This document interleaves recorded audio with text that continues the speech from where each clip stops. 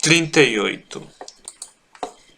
Às vezes, Fantasma esquecia que as brumas estavam lá.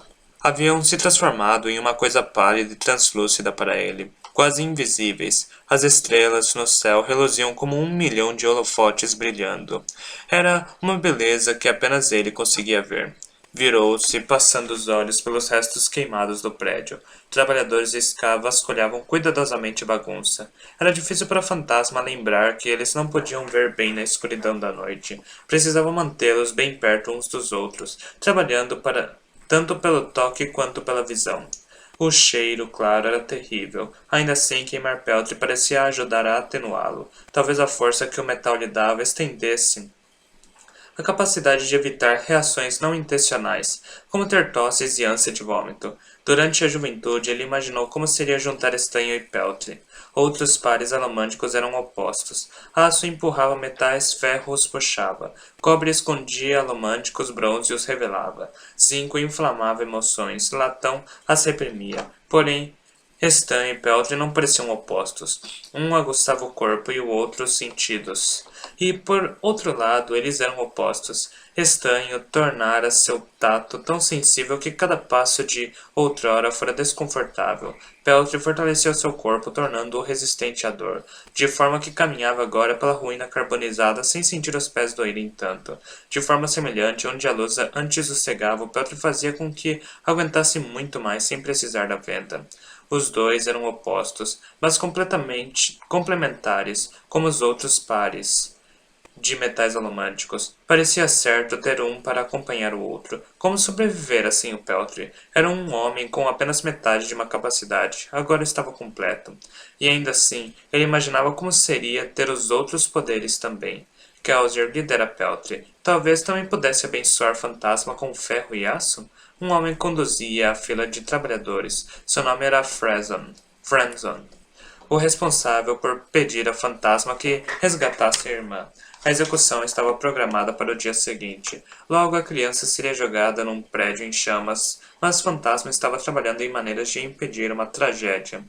Não havia muito que pudesse fazer no momento. Então, naquele meio tempo, Frenzon e seus homens cavavam. Fazia um tempo desde que o fantasma fora espionar o cidadão e seus conselheiros. Havia compartilhado as informações que ouvira com Caesar e Brisa, e eles pareceram apreciar seus resultados. No entanto, com a segurança intensificada ao redor da casa do cidadão, eles sugeriram que era ousado demais arriscar espionagem até que determinassem seus planos para a cidade. Fantasma havia aceitado a orientação, embora estivesse ficando cada vez mais ansioso. Sentia falta de ver Beldre, a garota silenciosa com os olhos solitários. Ele não a conhecia, não podia ficar se iludindo, acreditando que sim. Mesmo assim, na ocasião em que haviam se encontrado e conversado, ela não gritara nem o traíra. Parecera intrigada com ele. Era um bom sinal, certo? Tolo, pensou. Ela era irmã do cidadão. Falar com ela quase o matou. Concentre-se na atual missão. Fantasma observou o trabalho por mais um tempo. Por fim, Franson, sujo e exausto à luz das estrelas, aproximou-se dele. Milord, repassamos essa sessão 4 vezes. Os homens no porão retiraram todos os esconderijos e cinzas e o vasculharam 2 vezes. Tudo o que tínhamos para encontrar, já encontramos. Fantasma sentiu. Franson provavelmente estava certo. O fantasma tirou uma sacolinha do bolso. Entregou-a a outro. Ela tilintou, e o grande Scar ergueu uma sobrancelha. Pagamento, o fantasma disse. Para os outros homens, eles trabalharam aqui por 3 noites. São meus amigos, milord. Só querem ver minha irmã resgatada. Não importa, pegue-os. E diga a eles para gastar as moedas em comida e suprimentos o mais rápido que puderem, antes que Kellyan decida seguir em frente com seus planos de abolir a cunhagem na cidade. Sim, milord. Franson aqueceu. Em seguida, ele olhou para o lado onde o corrimão bastante queimado ainda estava em pé. Era onde os trabalhadores haviam colocado os objetos localizados nas ruínas. 9 crânios humanos lançavam uma sombra sinistra sobre a luz das estrelas. Tinham um olhar fixo, sem olhos, todos queimados e enegrecidos. Milord, Franson disse. Posso perguntar o motivo disso? Eu vi esse prédio queimar, o fantasma falou. Eu estava lá quando essas pobres pessoas foram jogadas na mansão e trancadas lá dentro. Não pude fazer nada. Eu sinto muito, milord. Fantasma meneou a cabeça. Isso é passado agora. Porém, há algo que essas mortes podem nos ensinar. Milord? Fantasma estudou os crânios. No dia em que assistir aquele prédio incendiar, a primeira vez que testemunhar uma das execuções do cidadão, Dern lhe dissera algo. Fantasma queria informações sobre as fraquezas do cidadão, algo que o ajudasse a derrotá-lo. Dern havia dito apenas uma coisa em resposta. Conte os crânios. Fantasma não havia tido a chance de investigar aquela dica. Ele sabia que Darno provavelmente se explicaria se pressionado, mas os dois pareciam entender algo importante. Fantasma precisava ver por si mesmo. Precisava saber o que o cidadão estava fazendo. E agora ele sabia. 10 pessoas foram enviadas para morrer neste prédio. Frenzon. Fantasma explicou. 10 pessoas. 9 crânios. O homem franziu a testa. O que isso revela? Revela que há uma maneira de salvar sua irmã da execução. Não sei ao certo o que pensar disso, Lord Brisa, Caesar disse. Estavam sentados a uma das mesas de um dos bares Ska de Ortou. O álcool corria levemente, e operários Ska enchiam o lugar apenas da escuridão e das brumas. Como assim? Brisa perguntou. Estavam sentados a sós, embora Goradel e 3 de seus fortes soldados estivessem à paisana na mesa ao lado. É muito estranho para mim, Caesar disse. Ska possuindo bares já é bem esquisito, mas Ska saindo à noite? Brisa deu de ombros. Talvez seu medo da noite fosse mais um produto da influência do Senhor Soberano do que das brumas. Com as tropas dele nas ruas atrás dos ladrões, havia outros motivos que não as brumas para ficar dentro de casa à noite. Caesar negou com a cabeça. Eu estudei essas coisas, Lord Brisa. O temor que os Ska tinham das brumas era uma mentalidade supersticiosa arraigada, uma parte da vida deles, e Kellyan derrubou isso em pouco mais de um ano. Ah, acho que quem derrubou isso provavelmente foi o vinho junto com a cerveja, Brice observou. Você ficaria surpreso com o que os homens são capazes de fazer para se embriagar de verdade. Caesar olhou para a taça de brisa. O homem estava mesmo gostando dos bares Ska, apesar de ter sido forçado a usar roupas bem ordinárias. Claro, as vestimentas simples provavelmente não eram mais necessárias. Se a cidade tivesse uma rede de rumores até meio decente, as pessoas já teriam ligado Brisa aos visitantes que haviam se reunido com Kellyan poucos dias antes. E agora que Caesar havia chegado ao bar, qualquer suspeita teria sido confirmada. Não havia como esconder a identidade dele. A nacionalidade era óbvia. Era alto demais, careca demais e tinha um rosto longo com feições caídas, típicos de Terrys, além de lóbulos nas orelhas esticados pelo uso de vários brincos. O tempo do anonimato havia passado, embora Brisa o tivesse usado bem. Mas poucos dias em que não se sabia quem ele era, o abrandador tinha conseguido construir tanto uma boa fama quanto uma rede de contatos no submundo local. Agora ele e Caesar podiam se sentar e tomar uma bebida tranquilos, sem chamar muita atenção. Brisa, claro, estava abrandando as pessoas só para garantir, mas mesmo assim, Caesar estava impressionado. Para alguém tão afeito à alta sociedade, Brisa fazia um trabalho notável em criar um relacionamento com operários Ska. Um grupo de homens gargalhava na mesa ao lado, e Brisa sorriu, levantando-se, e caminhou para se juntar a eles. Caesar permaneceu no lugar, uma caneca de vinho intocada na mesa à sua frente. Em sua opinião, havia um motivo óbvio pelo qual os Ska não tinham mais medo de ser nas brumas. As superstições haviam sido superadas por algo mais forte. Kelsier, aquele que agora chamavam de Lorde das Brumas. A igreja dos sobreviventes se espalhara muito mais do que Caesar havia esperado.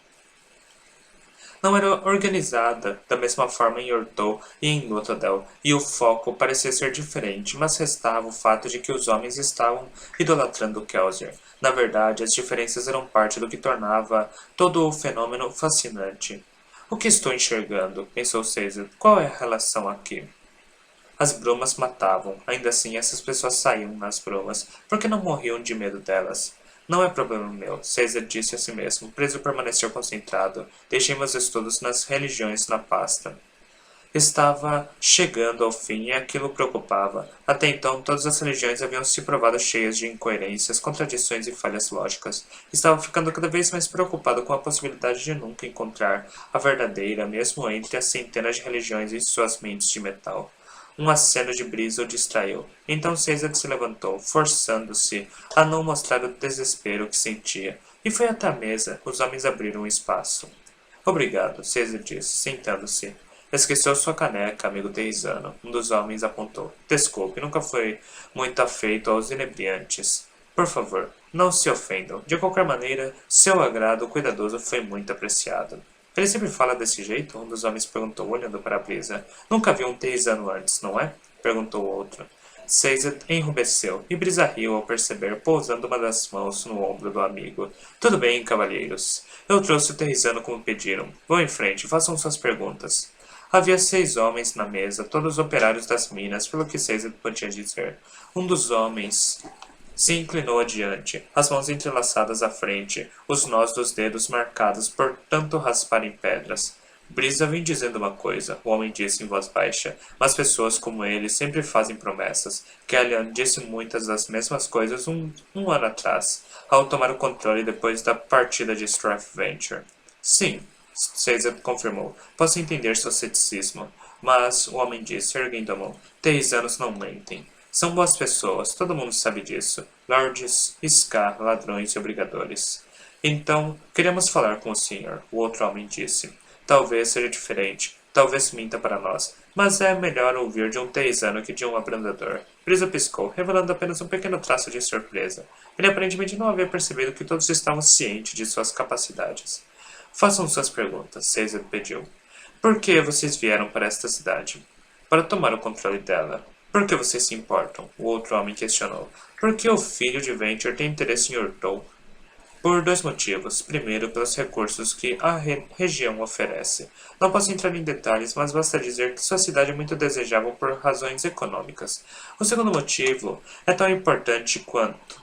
Lord Alan Venture é um dos melhores homens que já conheci. Ele acredita que pode fazer o melhor por este povo do que o atual governo. Não seria difícil, um dos homens murmurou.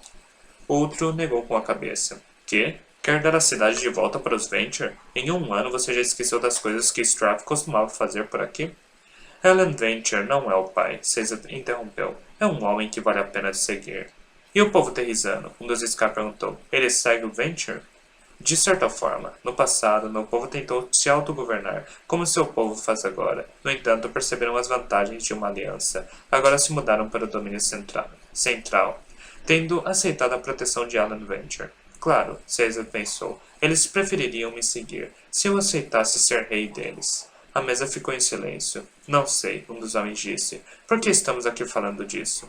Digo, Kellyan está no comando e esses estranhos não têm um exército para tomar seu trono. De que adianta?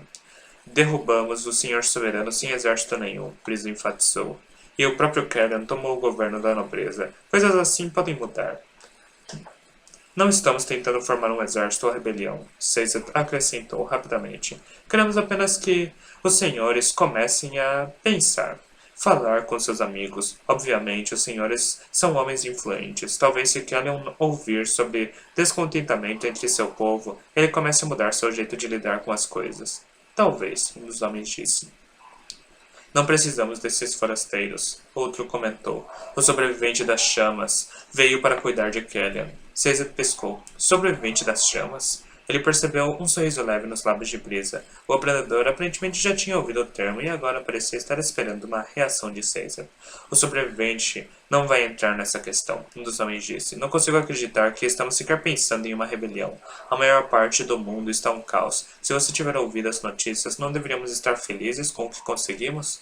O sobrevivente, pensou Caesar. Kelsier, mas eles parecem ter dado a ele um novo título. Sobrevivente das chamas? Você está começando a ficar agitado, Caesar, Brisa sussurrou. Talvez deva se perguntar. Não faz mal perguntar, certo?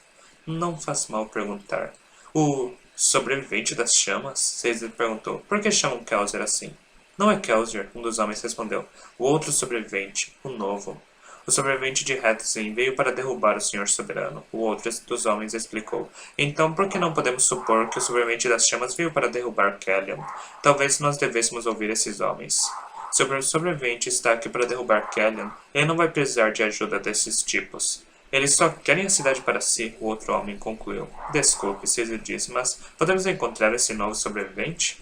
O grupo de homens se entreolhou. Por favor, eu era amigo do sobrevivente de Hatzin. Gostaria muito de encontrar um homem que vocês consideram digno da estatura de Kelsier. Caesar assentiu. Caesar insistiu. Amanhã, um dos homens disse. Kellyan está tentando manter as datas em segredo, mas elas sempre vazam. Haverá execuções perto do fosso do mercado. Esteja lá. Mesmo agora, mal posso absorver a extensão de tudo isso. Os elementos que cercam o fim do mundo parecem ainda maiores do que o Império Final e as pessoas dentro dele. Sinto as lascas de algo muito antigo, uma presença fraturada, algo se espalhando pelo vazio. Investiguei e busquei e fui capaz apenas de chegar a um único nome. Adonasium. Quem ou o que era, não sei ainda. 39. Tinsol se sentou sobre as patas traseiras, horrorizado.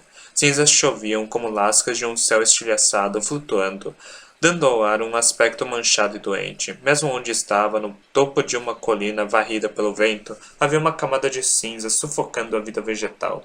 Algumas árvores tinham galhos quebrados pelo peso de repetidas aglomerações de cinzas. Como não enxergaram? Ele pensou. Como podem se esconder em seu buraco na terra natal? Da terra natal, contentes em deixar a terra acima deles morrer. Tinson vivera centenas de anos, porém a parte dele entendia a complacência cansada da primeira e da segunda geração.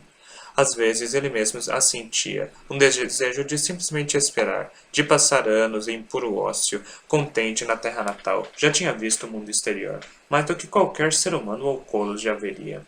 Que necessidade havia de mais? Os segundos o tinham visto como mais ortodoxo e obediente que seus irmãos, porque Tensão sempre queria deixar a terra natal e cumprir contratos.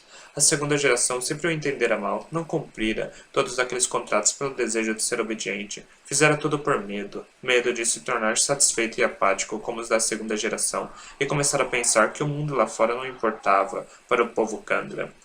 Ele sacudiu a cabeça, levantou-se nas quatro patas e seguiu trotando pela lateral da colina, espalhando cinzas no ar a cada passo. Por mais que as coisas tivessem ficado assustadoras, estava feliz por um motivo.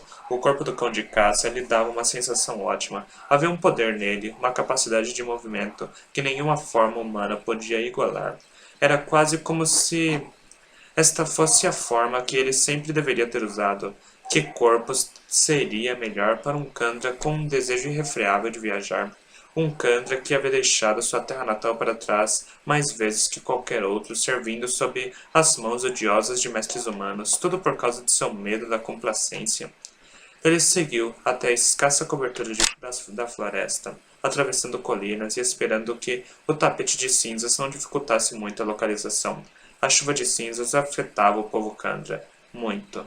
Eles tinham lendas sobre o evento, de que adiantava o primeiro contrato, de que adiantava a espera, a proteção da confiança. Para a maioria dos Kandra, aparentemente essas coisas haviam se tornado autossuficiente. Ainda assim, essas coisas tinham um sentido, tinham uma origem. Fora antes de Tensum nascer, mas ele conhecia a primeira geração e fora criado pela segunda. Crescera durante os dias em que o primeiro contrato, a confiança, a resolução, havia sido mais do que simples palavras. Foram um conjunto de instruções, ações a serem tomadas quando o mundo começasse a ruir. Não apenas cerimônia, não apenas metáfora. Ele sabia que seu conteúdo assustava alguns Kandra. Para eles era melhor que o primeiro contrato fosse algo filosófico, abstrato, porque se ainda fosse concreto, ainda relevante, exigiria grandes sacrifícios. Tensão parou de correr. Estava mergulhado até os joelhos caninos nas cinzas pretas. Aquele lugar lhe parecia vagamente familiar. Ele foi para o sul, movendo-se por uma pequena depressão rochosa. As pedras agora apenas montículos escuros, procurando um lugar onde estivera um ano antes. Um lugar que visitara após ter se voltado contra Zen, seu mestre, e deixado Luthadel para voltar à terra natal. Cambaleou por algumas pedras e em seguida contornou a lateral de um afloramento de rochas, derrubando montinhos de cinzas com sua passagem. Eles se partiam ao cair, lançando ainda mais flocos no ar. E lá estava, o buraco na pedra, o lugar onde havia parado um ano antes. Ele lembrava apenas da transformação sofrida pela paisagem, a bênção da presença servindo-lhe de novo. Como se viraria sem ela? Não teria consciência sem ela, ele pensou, sorrindo com amargura. Era a concessão de uma bênção a um espectro das brumas que fazia a criatura despertar e a trazia à vida verdadeira. Cada Kandra tinha uma das quatro. Presença, potência, estabilidade ou consciência, não importava qual um Kandra ganhava, qualquer das quatro lhe tornava racional, transformando o espectro das brumas em um Kandra totalmente consciente. Além disso, cada bênção dava algo a mais, um poder, mas havia histórias de Kandra que haviam ganhado mais de um ao tomá-los dos outros. Tenson enfiou uma pata na depressão, cavando as cinzas, trabalhando para revelar as coisas que havia escondido no ano anterior. Ele as encontrou rapidamente, rolando uma e então outra, para fora do ressalto de rocha à sua frente. Duas estacas pequenas de ferro polido. Eram necessárias duas para formar uma bênção. Tenson não sabia por quê. Era simplesmente o jeito como as coisas funcionavam. Ele se deitou, ordenando que a pele do corpo se abrisse, e absorveu as estacas para dentro do corpo. Ele as moveu através dos músculos e ligamentos, dissolvendo vários órgãos e, em seguida, reformando-os com as estacas enterradas neles. Sentiu o poder tomá-lo de imediato. Seu corpo ficou mais forte. Era mais do que simplesmente acrescentar músculos. Ele podia fazer aquilo remodelando o corpo. Não, aquilo dava a cada músculo mais força inata, fazendo tudo funcionar muito melhor, com muito mais poder do que músculos teriam se não fossem pelas estacas. A bênção da potência. Ele havia roubado as duas estacas do corpo de Eressor. Sem essa bênção, Tenson jamais teria sido capaz de seguir Vin, como fizera durante o ano que passaram juntos, pois a bênção mais que dobrava o poder e a resistência de cada músculo. Ele não tinha como regular ou mudar o nível daquela força adicional. Não se tratava de feroquemia ou alomancia, mas de algo diferente, hemalurgia. Uma pessoa havia morrido para criar cada estaca. Tenson tentava não pensar muito naquilo, assim como tentava evitar a lembrança de que apenas tinha essa bênção porque havia matado um Kandra de sua geração.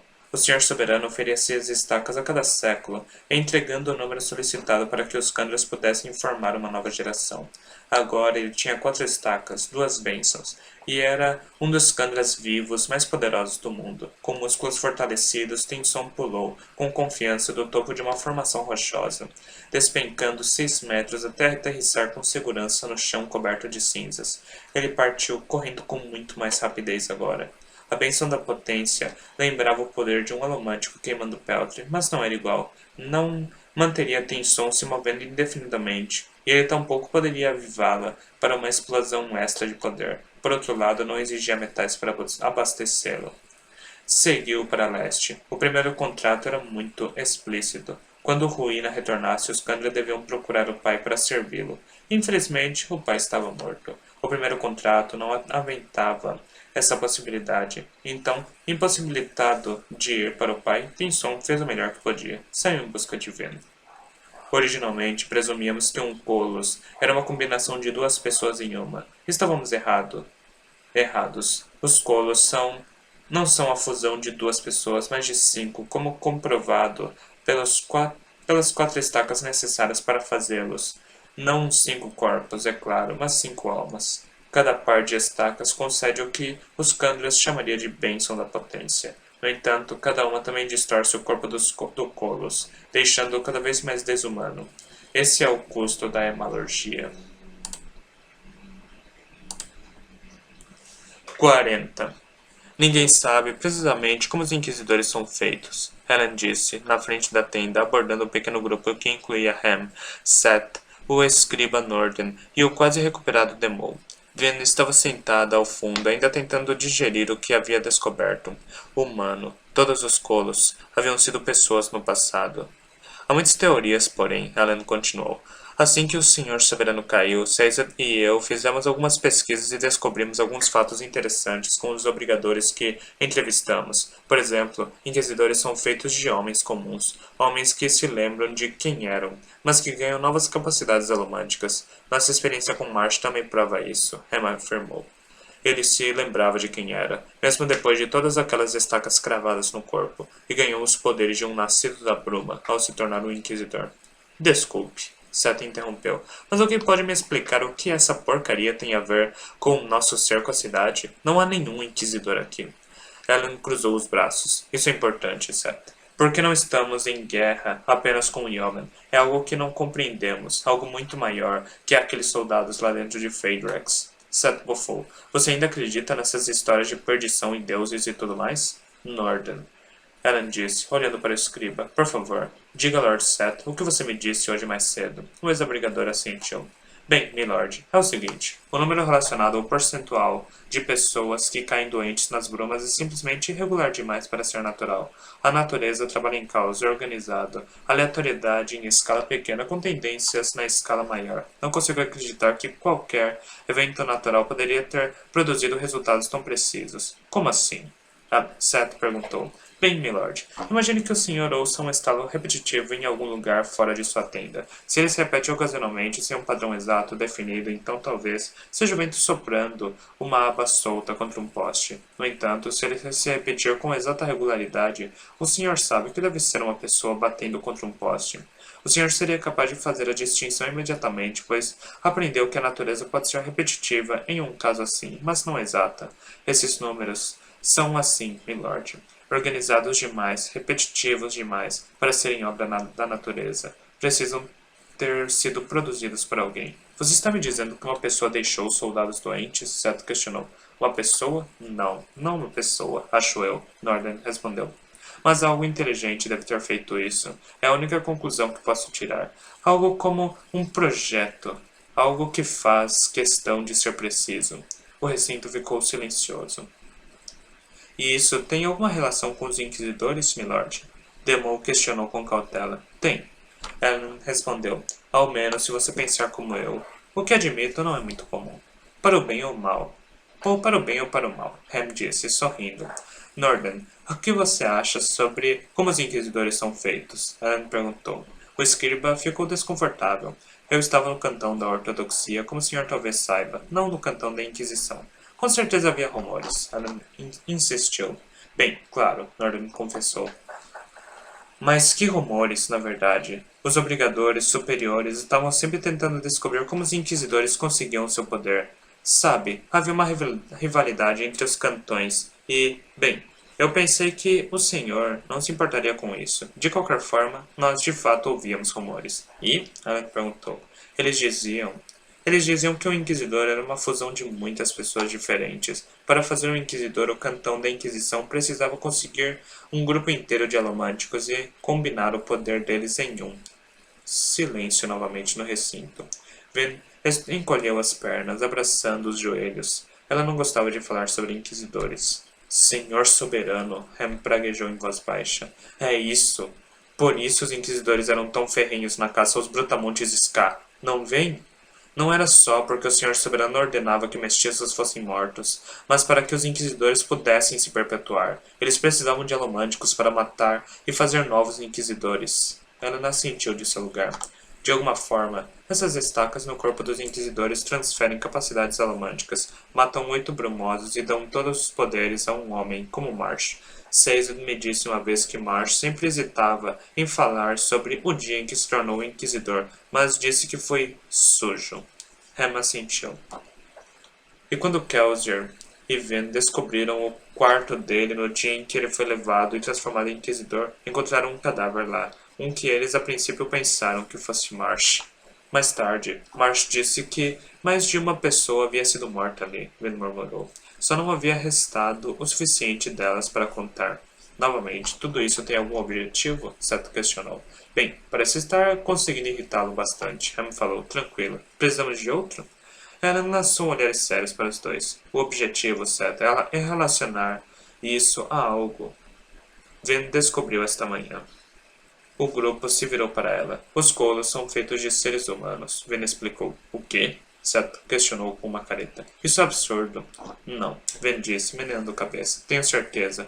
Chequei em colos vivos, escondidos naquelas dobras e cortes de pele do corpo. Eles são perfurados por estacas, menores que as dos inquisidores e feitas de metais diferentes, mas todos as têm. Ninguém até hoje foi capaz de imaginar de onde vinham os novos colos. Ellen disse. O Senhor Soberano guardava o segredo, e este se tornou um dos grandes mistérios do nosso tempo. Os colos pareciam matar uns aos outros com regularidade, quando ninguém os controlava ativamente. Ainda assim, sempre parecia haver mais das criaturas. Como? Porque estão constantemente abastecendo suas fileiras, Ham disse, assentindo devagar, dos vilarejos que saqueiam. Vocês já se perguntaram durante o cerco a Duttadel por que o exército Colos de Jastas atacou um vilarejo aleatório antes de vir até nós? As criaturas precisavam repor seus números. Ellen acrescentou. Eles estão sempre por aí, Ben disse, vestidos, falando sobre serem humanos. Ainda assim, não conseguem lembrar como eram antes. Suas mentes foram violadas. Ellen assentiu. Outro dia, Ben finalmente conseguiu fazer um deles mostrar como novos colos eram feitos. Pelo que ele fez e pelo que falou naquele momento, acreditamos que tentaria combinar dois homens em um, o que formaria uma criatura com a força de dois homens, mas a mente de nenhum. Uma terceira arte, disse Ham, erguendo os olhos. Uma terceira maneira de usar os metais. A alomancia, que extrai poder dos metais em si. A feroquimia, que usa os metais para extrair poder do próprio corpo. E a Marsh a chamou de hemalurgia. Ven disse em voz baixa. Hemalurgia, Ham repetiu, que usa o metal para extrair poder do corpo de outra pessoa. Ótimo, Seth disse. E daí? O senhor soberano criava servos para ajudá-lo, disse Ellen, usando essa arte, essa hemalurgia. Ele fez soldados que chamamos de colos, fez espiões que chamamos de Kandra, e fez sacerdotes que chamamos de inquisidores. Fez todos com fraquezas para que pudesse controlá-los. Só aprendi como controlar os colos por causa de tensão, Ven disse. Ele, sem saber, me mostrou o segredo. Mencionou que os Kandras e os colos eram primos, e eu percebi que eu podia controlar tanto uns como os outros. Eu ainda não vejo aonde vocês querem chegar. Demol confessou, olhando de vento para Ellen. Os inquisidores devem ter a mesma fraqueza, Demol. Ellen respondeu. Essa hemalurgia deixa a mente ferida. Permite que um alomântico entre e tome o controle. A nobreza sempre se perguntou o que fazia os inquisidores serem tão fanáticos, tão fanaticamente devotos do Senhor Soberano. Eles não eram como brigadores comuns, eram muito mais obedientes, devotos em excesso. Aconteceu com Marsh, Vince sussurrou. Da primeira vez que o vi depois de ter se tornado um inquisidor, ele parecia diferente, mas ficou ainda mais estranho durante o ano seguinte ao colapso. Por fim, ele se tornou contra Caesar e tentou matá-lo. O que estamos tentando dizer, Ellen continuou, é que algo está controlando os inquisidores e os colos. Algo está explorando a fraqueza que o Senhor Soberano embutiu nas criaturas e usando-as como peões. Os problemas que estamos enfrentando, o caos que instalou após o colapso, não é simplesmente um caos. Nem os padrões de pessoas que adoecem com as brumas são caóticos. Sei que parece óbvio, mas o importante aqui é que agora sabemos o método, entendemos por que eles podem ser controlados e como estão sendo controlados. Ellen continuou a caminhar, seus pés marcando o chão de terra da tenda. Quanto mais penso sobre a descoberta de Ven, mais tendo a acreditar que tudo está ligado. Os colos, os Kandras e os Inquisidores não são três aberrações separadas, mas parte de um fenômeno único e coeso. Agora, logo de cara, o conhecimento dessa terceira arte, da hemalurgia, não parece importar tanto. Não pretendemos usá-la para fazer mais colos. Então, para que serve esse conhecimento? Seth assentiu, como se Ellen tivesse dado voz a seus pensamentos. O imperador, no entanto, havia devaneado um pouco, encarando as abas abertas da tenda, mergulhado em pensamentos. Era algo que fazia com frequência no passado, quando passava mais tempo em seus estudos. Não estava respondendo às perguntas de Seth. Estava expressando suas preocupações, seguindo a própria lógica. Essa guerra que estamos combatendo, Ellen continuou, não se trata apenas de soldados, não se trata apenas de colos ou de tomar a cidade de Phaedrex. Trata-se de uma sequência de eventos que iniciamos sem querer no momento em que derrubamos o Senhor Soberano. Hemalurgia, a origem dos colos, é parte do padrão. Os percentuais dos que caem doentes com as brumas são também parte do padrão. Quanto menos virmos caos e mais virmos o padrão, melhor conseguiremos entender o que estamos combatendo e a maneira de derrotá-lo. Ellen se voltou para o grupo. Norden, quero que você mude o foco da pesquisa. Até agora achávamos que os movimentos dos colos eram aleatórios. Não acho mais que seja verdade. Pesquise os relatórios antigos dos batedores. Faça listas e identifique movimentos. Preste atenção especialmente aos grupos de colos que sabemos não estar sob controle de um inquisidor. Quero ver se conseguimos descobrir por que foram Por que foram aonde foram? Sim, milord. Os outros permaneceram vigilantes. Os outros permaneçam vigilantes. Não quero outro erro como o da semana passada. Não podemos nos dar ao luxo de perder mais tropas, mesmo as de Colos. Eles assentiram, e a postura de Ellen indicou o fim da reunião. Seth foi carregado para sua tenda. Norden saiu às pressas para começar a nova pesquisa, e Ham foi buscar algo para comer. Demol, porém, permaneceu. Ven levantou-se e seguiu caminhando até Ellen e tomando o braço do marido enquanto ele se voltava para falar com o general. Milord, Demol disse, parecendo um pouco envergonhado. Suponho que o general Hammond falou com o senhor, não foi? O que é isso? Ven pensou, interessada. Sim, Demol. Alan respondeu com um suspiro. Mas, de verdade, não acho que seja algo com o que se preocupar. O que? Ven quis saber.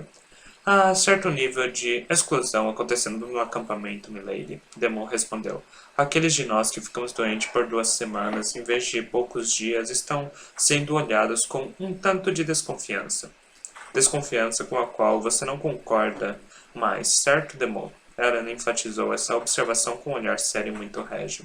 Demol assentiu. Confie em sua interpretação, milord. É que, bem, é difícil liderar homens que desconfiam da gente, e é muito mais difícil para os outros como eu. Eles têm começado a comer juntos, a ficar distantes durante o tempo livre. Isso está reforçando a segregação. O que acha? Ellen perguntou. Devemos tentar forçar a reintegração? Depende, milord. De quê? De vários fatores. Se o senhor estiver planejando atacar logo, a reintegração seria uma má ideia. Não quero homens lutando com aqueles em quem não confiam. No entanto, se formos continuar o cerco por algum tempo, forçá-los a se unir de novo, talvez faça sentido. Um grande segmento do exército teria tempo de reaprender a confiar nos caídos da bruma. Caídos da bruma, Vin pensou. Nome interessante.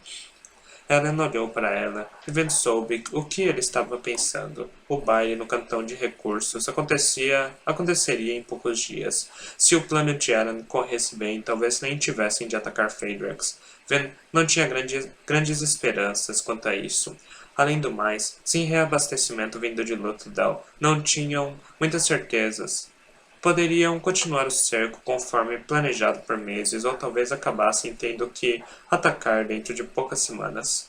Organize uma nova companhia, ela disse para Demol, com os caídos da bruma.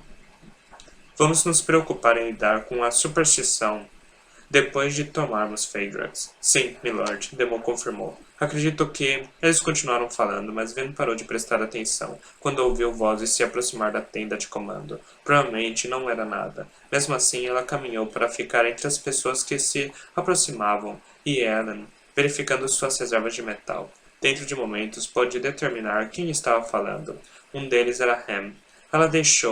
Ela relaxou quando a porta da tenda se abriu, revelando Ham em suas calças e colete padrão, trazendo consigo um soldado ruivo esgotado. O homem exausto estava sujo de cinzas e vestia as roupas de couro de um batedor. Conrad? Demol perguntou, surpresa. Conhece este homem? Ellen perguntou. Sim, milord. É um dos tenentes que deixei em Luthadel, com o rei Penrod. Conrad o saudou, embora parecesse mal.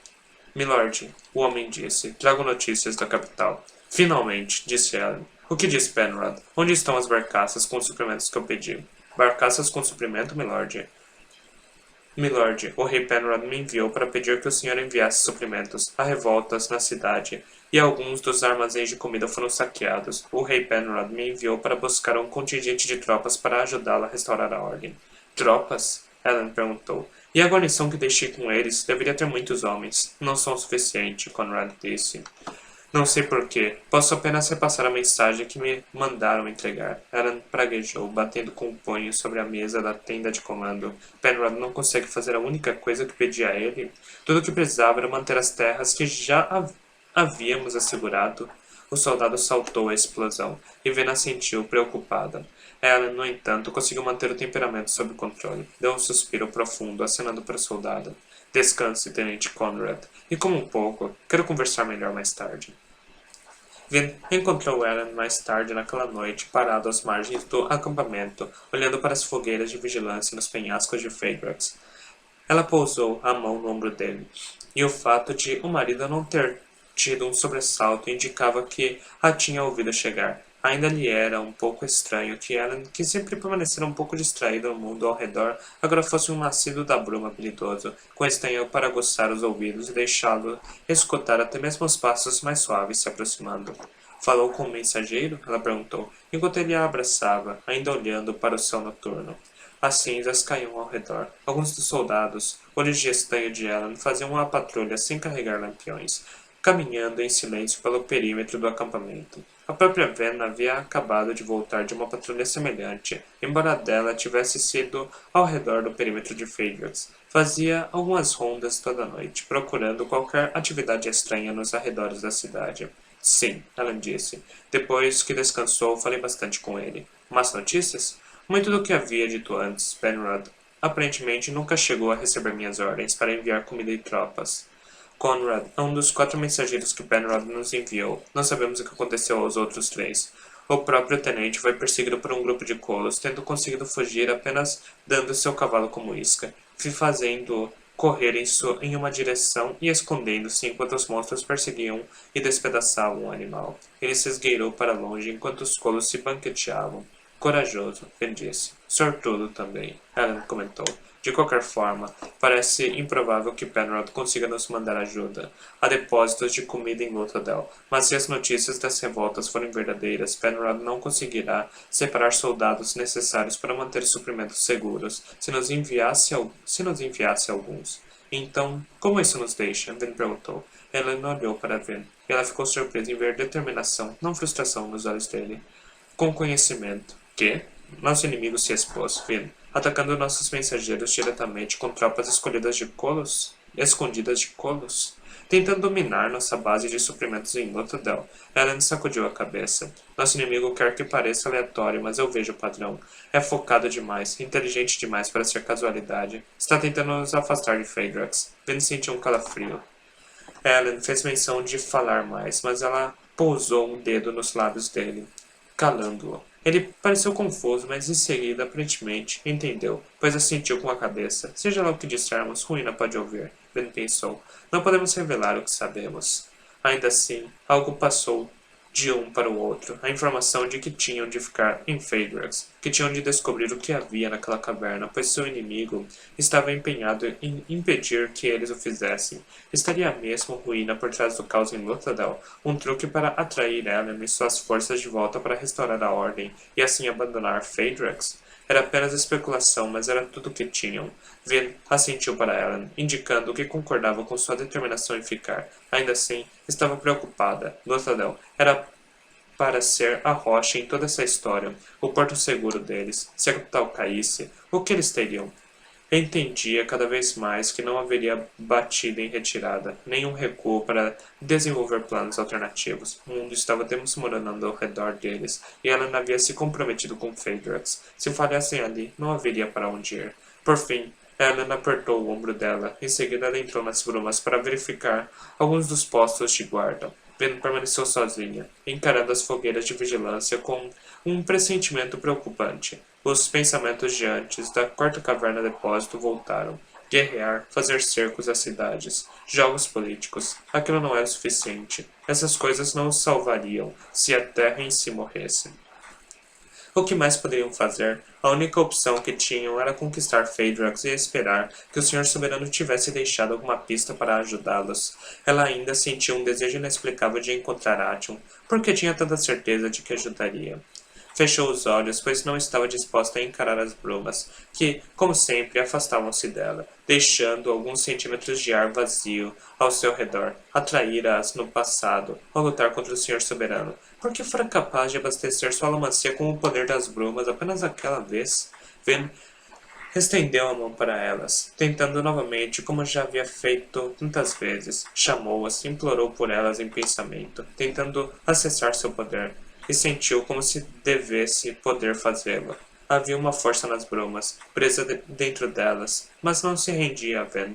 Era como se algo as mantivesse longe. Algum bloqueio, talvez?